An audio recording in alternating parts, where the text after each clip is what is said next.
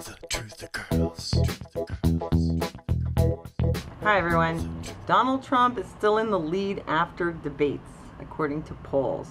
Donald Trump running for president. What qualifies him? Well, he's a billionaire.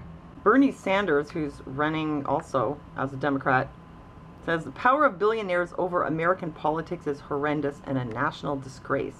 Now listen to this. The corporate power that Sanders has criticized for 50 years is showing itself in the 2016 race. Billionaire oil men Charles and David Koch summoned 5 GOP presidential candidates to a meeting of wealthy Republican donors last weekend, where they performed before men with the power to make or break candidates.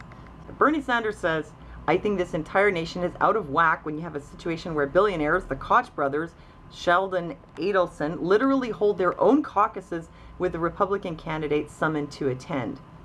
It's a lot like the Builder-Berg meeting also. I mean, these behind closed doors meetings of magnates who then decide policy, foreign policy for nations. I mean, they make these decisions there and then the countries go and implement them.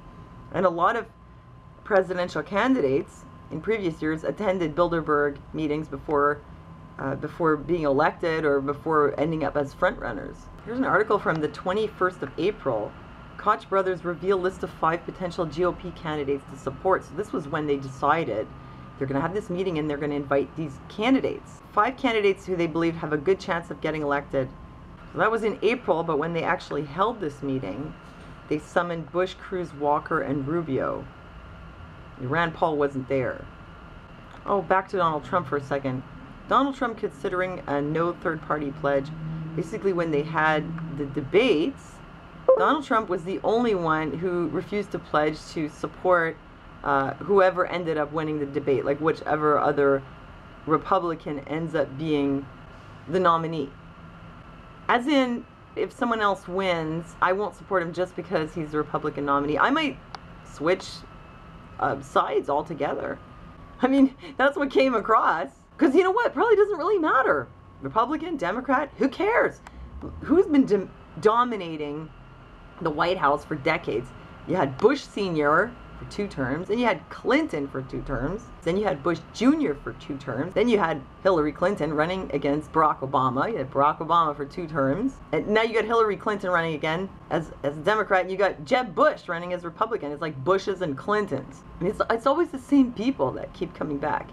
Was it George Carlin who said if voting made any difference, they wouldn't let you do it? Or who will you have, the puppet on the left or the puppet on the right? You know, you could say, well, there's absolutely no such thing as an election. Like, there's no voting. It's just 100% charade. The candidate is picked way in advance by the Bilderbergs or whatever. I don't think that's necessarily the case exactly.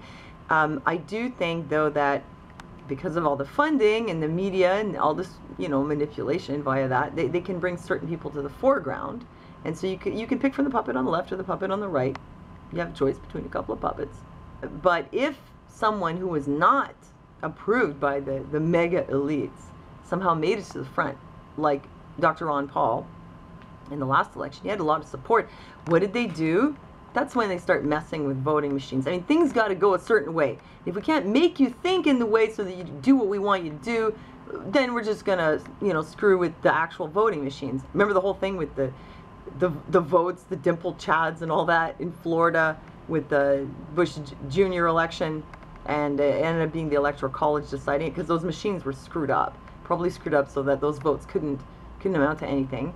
Or you may remember that they changed the results of the ballots, and I think it was New Hampshire in the last election where Ron Paul actually had a lot of votes, and the people taking tally of this had looked at it. They weren't supposed to. They looked at it before they sent it in for the official count, but the numbers that came back from the official count were totally different than what really had been on there. And somehow they boosted Rick Santorum up and put Ron Paul down to the bottom of the pile. Plus they do all these things like, you got people who are listed as dead when they're not dead. You got dead people voting. You got people getting bussed in from one state to the other so they can vote. You got people on a blacklist as having a criminal record, not allowed to vote, when actually they don't have a criminal record.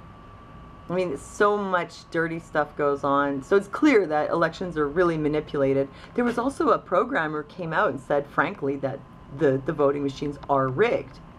Like, he actually said that he was hired to rig voting machines at one point.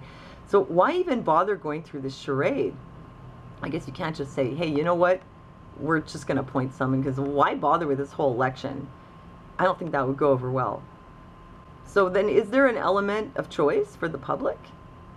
I think maybe yes, but it's between some pre-chosen things, or maybe not even that much.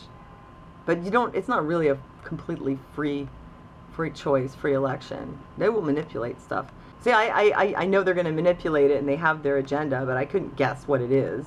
So could Donald Trump really be the president? I kind of think maybe he's there as a diversion. I mean, he doesn't seem like the kind of guy who would go into something without really having the intention to win, but could he seriously win? I don't know.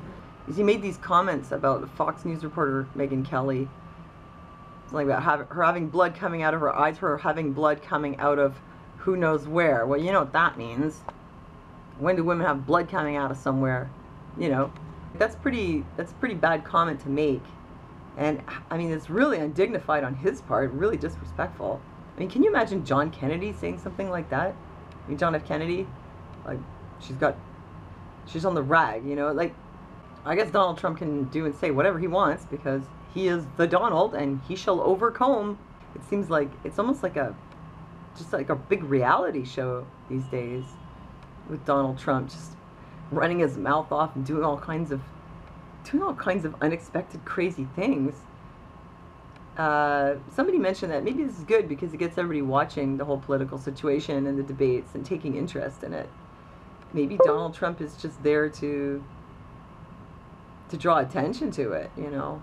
I don't know. No, I don't know. I don't know. I think the system is completely messed up. Corporatocracy. It's got to go. Anyway, let me know what you think. Thanks for leaving me your comments and for liking this video. And thanks for listening to me, and I'll see you next time.